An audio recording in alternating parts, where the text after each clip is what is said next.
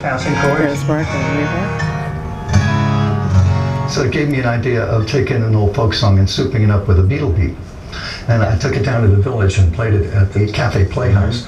And they didn't like it. They didn't like the rock and roll and folk music combined. They thought it was kind of a bad idea.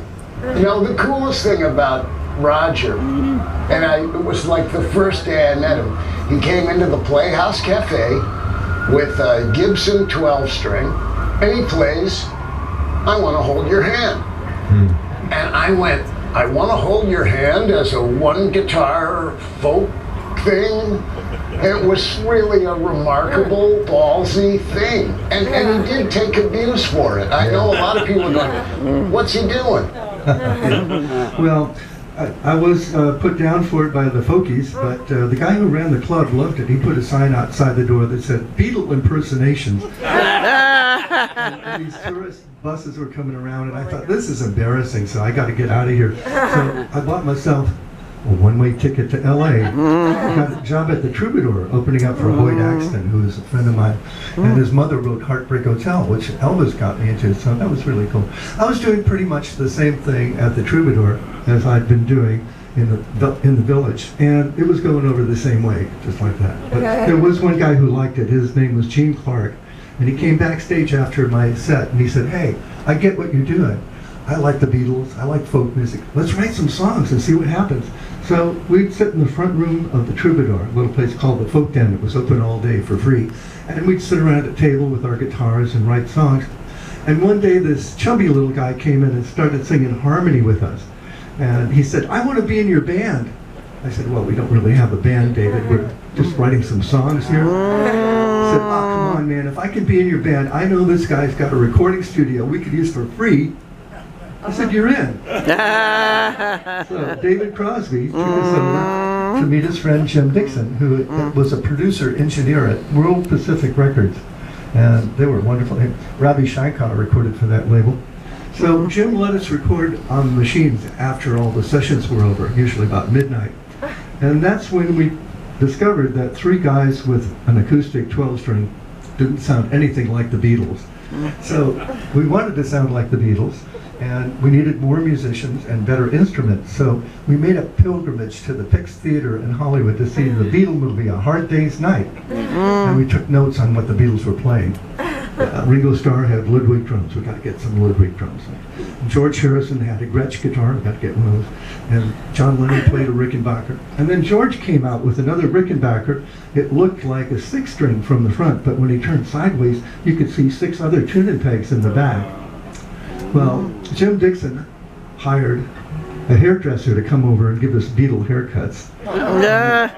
We got other musicians. We got Chris Hillman to come over from Westwood, where he was in a bluegrass band called the Scottsville Squirrel Barkers. And then Michael Clark, he was a conga player I met up in North Beach, and he learned how to play drums on cardboard boxes. So we finally got some good instrument. And we were looking for a name. We were sitting around the Thanksgiving table, this big bird on the table. And somebody said, what about the Birdsies? I said, oh, that's too cute. We couldn't use that. They said, well, what about Byrds? Well, B-I-R-D-S was slang for girls in England. We didn't want to be the girls. So they said, that's simple. Just change the spelling, like the Beatles did, B-U-R-D-S. We went, ooh.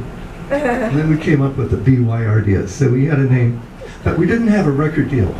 So Jim Dixon knew some powerful people in Hollywood. He sent us over to meet this agent named Benny Shapiro, and we went over to his house and played a couple of songs for him. And we didn't know it, but he had a 14-year-old daughter upstairs. She came running down the stairs, all excited. Daddy, Daddy, who's that? She thought the Beatles were in her living room. The next day, Miles Davis came over to talk to Benny, because it was his agent. And Benny's telling Miles, you know, a funny thing happened last night. These kids came over, auditioned. My daughter heard them, and she flipped out. And Miles said, well, kids have a way of knowing things like that. So he called out Columbia Records, got her Lieberson, and said, you know that rock band you've been looking for? I think I got them for you. And they signed us on his recommendation. Yeah. But Columbia was very conservative in 1964. They didn't have any rock and roll. They had Steve Lawrence and Edie Gourmet and Doris Day. And so they were a little frightened of rock and roll, but they thought they ought to get into it.